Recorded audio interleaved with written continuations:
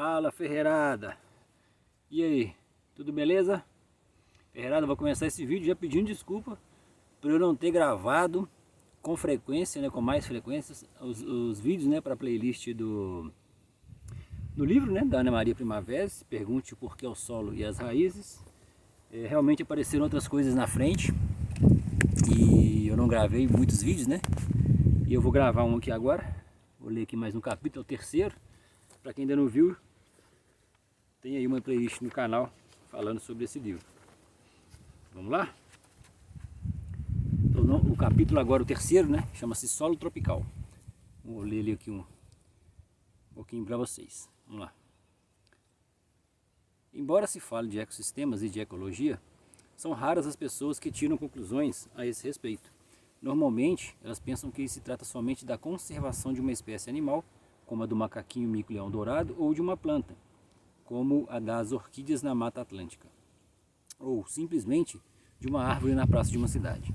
Também existem reservas ecológicas de mata ou de animais, como reservas de mata amazônica ou de mata atlântica, e de animais como o Parque Nacional de Serengeti, no Quênia, ou o Kruger Park, na África do Sul.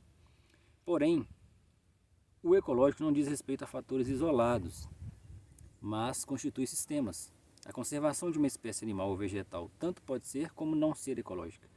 É ecológica quando se conserva o sistema, não é ecológica quando simplesmente se conserva a espécie para que nossos descendentes um dia ainda possam admirá-la em algum zoológico ou numa reserva. Isso não tem nada a ver com ecologia, mas somente com lembranças históricas. Ecológica é a perfeita harmonia dos fatores de um lugar, que em grego se chama oikos, e sua sincronização. Todos os fatores estão em permanente movimento, passando por determinados estágios, sendo o último estágio sempre o início de um novo ciclo. A dinâmica dos ecossistemas culturais, agrícolas e urbanos... A Siriema também está querendo participar. A dinâmica dos ecossistemas culturais, agrícolas e urbanos sofreu uma adaptação menor ou maior ao impacto antrópico ou antropogênico, ou seja, a modificação pelo ser humano.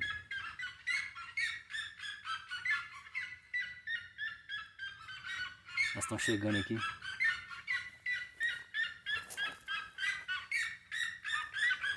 Esperaram eu começar a ler para chegar. Vamos lá. Nenhum fator da natureza pode ser mudado ou extinto, sem que todos os outros fatores do ciclo sofram uma profunda modificação para atingir novo equilíbrio. Vou ter que espantar elas ali, senão vai ser possível me ouvir. Um minuto. Bom, voltando aqui, pessoal. Siriema agora foi para outro canto ali, me parece. Então, só continuando aqui então. A dinâmica dos ecossistemas culturais, agrícolas e urbanos sofreu uma adaptação menor ou maior ao impacto antrópico ou antropogênico, ou seja, a modificação pelo ser humano. Nenhum fator da natureza pode ser mudado ou extinto sem que todos os outros fatores do ciclo sofram uma profunda modificação para atingir novo equilíbrio. Somente para lembrar, seguem-se alguns ecossistemas, começando na zona polar ártica, como a tundra, seguida da taiga, que já é uma floresta aberta de coníferas, floresta temperada caducifólia, floresta mediterrânea, estepes, pampas pradarias, desertos, ou floresta tropical, savanas e cerrados, semiárido ou semidesértico, ou os ecossistemas montanhosos, como os dos Andes na América do Sul e os do Himalaia na Ásia. Todos os ecossistemas são um conjunto de componentes abióticos e bióticos, como de solos, plantas, animais, clima, incluindo aqui a altitude. Quer dizer, o solo será aquilo que o clima e as plantas fizerem dele. O solo perde sua função se não estiver interagindo com plantas e clima, e as plantas serão o que conseguirem fazer do solo e do clima. E todos os três fatores têm de estar perfeitamente sincronizados. É um pequeno absurdo supor que o solo tropical seja um solo de clima temperado, muito mais intemperizado, ou seja, decomposto pela ação do clima, muito mais pobre e, portanto, muito mais desfavorável para a agricultura do que o solo do clima temperado. Logo, o solo tropical necessitaria ser adaptado ao solo rico, de pH neutro, do clima temperado, o que quer dizer que o alumínio alto e o pH baixo têm de ser corrigidos. usando-se até 35 toneladas por hectare de calcário, como na Operação Tatu, nos anos 70, né? Bem como a pobreza mineral precisa ser eliminada, adubando-se com doses elevadas de NPK. Os solos têm de ser mantidos limpos por herbicidas, uma vez que o mato, entre aspas, cresce com muita rapidez e insistência, e as enormes quantidades de parasitas devem ser controladas por defensivos de alta toxicidez. Para isso, cientistas de clima tropical têm de ser treinados para aprender toda essa tecnologia que faz os solos temperados produzirem melhor. Mas o problema é que o clima temperado é um ecossistema e o tropical é outro, muitíssimo diferente. Também é pouco provável que Deus, quando criou os ecossistemas do mundo, tenha feito tudo certo nas regiões de clima temperado e tudo, absolutamente tudo, errado no clima tropical. E como Deus não erra, ele devia ser perverso para castigar os povos do clima quente com tantas desvantagens. Mas Deus não é perverso. Deus é imensamente justo e sabe e fez tudo exatamente como necessita ser para produzir bem. Prova é que a mata tropical produz em 18 anos o que a mata temperada produz em 100, quer dizer, 5,5 vezes mais. Mas quando o homem põe a sua mão na natureza com suas práticas de clima temperado, toda a exuberância some como por encanto, restando apenas miséria. A conclusão lógica é: a tecnologia agrícola de clima temperado não serve para o ecossistema de clima tropical. O solo tropical tem de ser pobre para que as plantas consigam absorver água e nutrientes também durante as horas de maior calor. O solo tem de ter ferro e alumínio, além de matéria orgânica, para ser bem agregado, o que é importantíssimo para a penetração de água e de ar, e, especialmente, o desenvolvimento das raízes, que têm de ter acesso aos nutrientes distribuídos pelo perfil do solo. Sabe-se que para a absorção de água e de nutrientes vale a lei da osmose, quer dizer, a água sempre flui da concentração menor de íons para a concentração maior de íons. E se existirem mais íons nutritivos na água do solo, a raiz perderá água para o solo em vez de absorver a água do solo. Isso porque nas horas mais quentes a fotossíntese baixa e a raiz recebe menos carboidratos, o que dilui a concentração de substâncias dentro da raiz. O solo tropical sempre tem de 1. Ser protegido contra o impacto da chuva e excesso de aquecimento. 2. Receber suficiente matéria orgânica para nutrir os 20 milhões de organismos por centímetro cúbico de solo. No clima temperado, tem entre 1,5 e 2 milhões. 3. Ser protegido contra o vento. 4. As raízes precisam ter toda a possibilidade de se desenvolver de forma abundante, tanto para os lados quanto para baixo, e, para isso, necessitam de um solo bem agregado com suficiente boro e a presença de cálcio como nutriente. 5. As variedades plantadas têm de estar adaptadas ao solo e ao clima e, quando necessitarem, é preciso adicionar os micronutrientes deficientes. O solo tropical é 30 a 50 vezes mais pobre que o solo temperado por causa da baixa absorção durante as horas quentes do dia.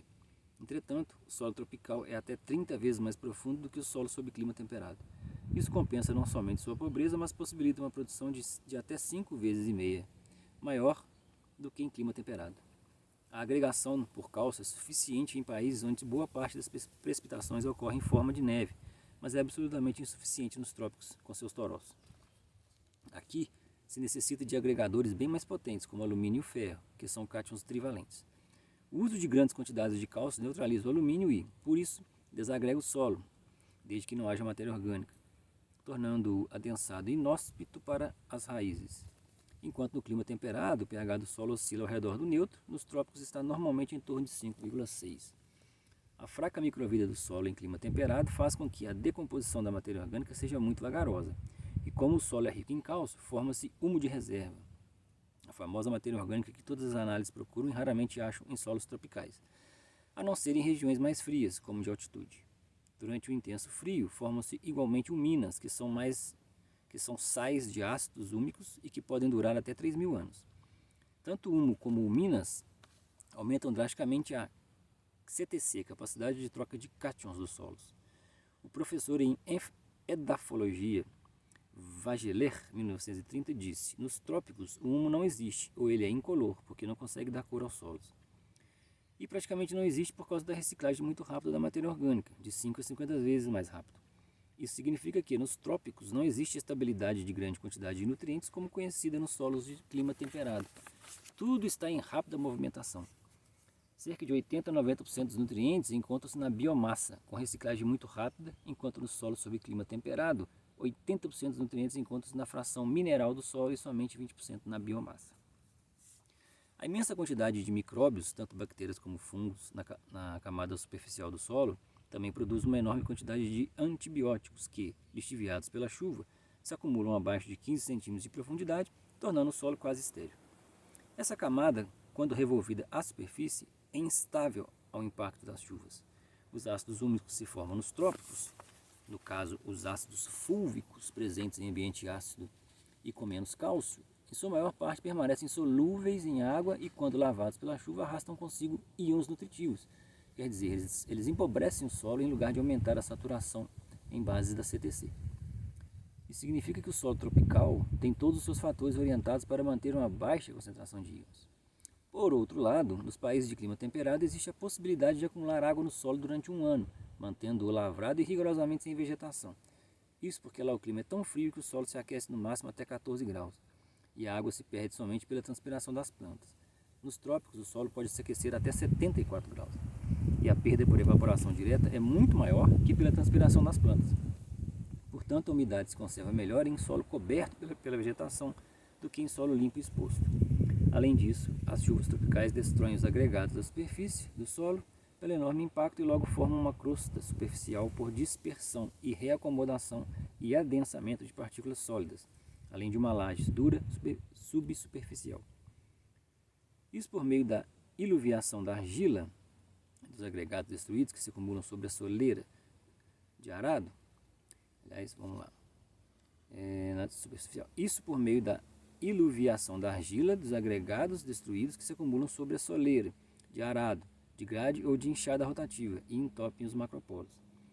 Esse solo, sob clima temperado, o revolvimento profundo foi o passo de mágica para aquecer o solo frio e congelado no início da primavera, a fim de se poder plantar batatinhas e outras raízes, além de animar a vida do solo para decompor o excesso de matéria orgânica. Por isso é chamada de lavração de mobilização no solo. Nos trópicos, além de não ser necessário o aquecimento do solo, esse sistema anima a vida de forma demasiada, resultando numa decomposição explosiva de matéria orgânica, com liberação 2 horas mais tarde de uma nuvem densa de gás carbônico que contribui para a contaminação da estratosfera e para a intensificação do efeito estufa. Portanto, o revolvimento do solo deve ser o mínimo possível. Todo ecossistema de clima temperado é orientado para a acumulação de nutrientes na camada rasa de seus solos, disponibilizando o máximo de nutrientes para as plantas que, em 5 ou 6 meses, tendem a nascer, crescer e produzir, apesar de em solos frios ocorrer menor absorção. No ecossistema tropical, o maior problema é o calor e a consequente evaporação rápida de água, mas em seus solos profundos, abaixo de 50 centímetros, a temperatura geralmente não aumenta e a quantidade de água à disposição é maior, pelo menos sob condições normais. E como durante as horas de maior calor a fotossíntese diminui, porque as plantas fecham parcialmente seus estômatos, uma concentração maior de íons no solo faria as plantas perderem água para o solo, que é chamada de seca fisiológica, em lugar de poderem absorvê-la. O ecossistema tropical é justamente o adequado para o clima quente, mostrando a vegetação nativa luxuriante com sua enorme produção de massa vegetal. Entretanto, como os agricultores vieram de Portugal, Itália, Alemanha, Polônia, enfim, de regiões europeias de clima temperado, eles acreditavam que seu sistema era o mais adequado e destruíram solos tropicais, nunca conseguindo colheitas elevadas com sua mania de revolver o solo profundamente e de colocar o máximo de nutrientes à disposição das culturas. É a tecnologia de massa, que faz uso de grande quantidade de nutrientes. Quanto maior a sua quantidade, melhor, mais fértil seria o solo. Porém, segundo Scheller, mesmo em solos europeus, existe uma mobilização dos nutrientes por micróbios, geralmente ignorada. Assim, por exemplo, nos últimos 20 anos, os valores de potássio necessários para uma colheita elevada de beterraba açucareira reduziram-se à metade em solos não adubados. Porém, com ou sem aplicação de potássio, os rendimentos permaneceram iguais, tendendo a subir, mesmo sem adubação potássica. Nos trópicos, não é a massa de nutrientes acumulada em pouco volume de solo que faz produzir, mas a quantidade de solo à disposição das raízes e que depende da vida aeróbia intensa do solo e de seu estado e grau de agregação. É a tecnologia do acesso, na qual a raiz necessita ter a possibilidade de alcançar os nutrientes e a água, distribuídos no perfil profundo do solo. A mesma quantidade de adubo distribuída para 4 volumes de solo produz 3 vezes mais que quando concentrada em um volume de solo. Quanto maior a raiz, maior a produção. O solo tropical não é fértil, segundo parâmetros estadunidenses ou europeus. Ele é produtivo quando sua vida é manejada adequadamente, não necessitando de fertilização, mas de vivificação, animando sua vida pela quantidade suficiente de matéria orgânica diversificada e, certamente, sem deficiência aguda de algum nutriente essencial e água, além de ar. O ecossistema tropical é exatamente do que as plantas necessitam em clima quente para produzir. E, em princípio, o ecossistema tropical é muito mais produtivo que o temperado. Somente exige respeito de suas condições, e estas são: 1. Muita matéria orgânica diversificada.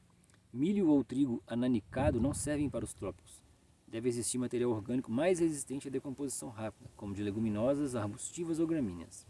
2. A proteção permanente do solo contra insolação e o impacto das chuvas, seja por plantio adensado, cultivos consorciados, mulch, que é ou cobertura morta, como no plantio direto na palha, seja por manejo de invasoras ou de lonas plásticas, o uso de lonas plásticas. 3. Lavração mínima ou plantio direto para conservar a camada agregada e macroporosa na superfície do solo. 4. Variedades adaptadas ao solo e ao clima, com fornecimento de micronutrientes deficientes. 5. Fornecimento de boro se as raízes não se desenvolverem. E 6. Renques para proteção contra o vento e brisas.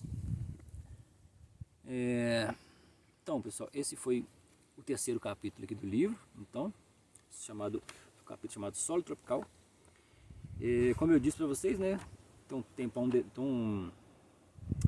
um tempinho aí devendo ler um pouquinho desse, continuar essa série aí, essa playlist da Ana Primavera, mas apareceram outras coisas na frente e foi atropelando. Mas tá aí, então o terceiro capítulo do livro da Ana Primavera, Pergunte o Porquê ao Solo e às Raízes, um ótimo livro, estou gostando bastante, aos poucos nós vamos lendo aqui e vou adicionando aqui a playlist para vocês acompanharem, beleza? Então era isso, pessoal, o capítulo um pouquinho maior esse, o próximo agora parece que não é tão grande, mas o livro em geral não tem capítulos muito grandes, são capítulos até pequenos, Espero que vocês tenham gostado aí, espero que tenha ficado bom o áudio, dê para escutar, apesar das siremas tentarem participar aqui. Bom, e é isso, tomara que tenha ficado bom aí o áudio, o vídeo, tá bom? E quem gostou, pessoal, como sempre, pedir aí para poder dar o like, compartilhar aí com alguém que possa gostar desse vídeo, comentar para a gente trocar ideia, e assim nós vamos crescer nesse canal junto aí, beleza? Então, pessoal, vou ficando por aqui, um abraço para todos aí, até o próximo vídeo, fui!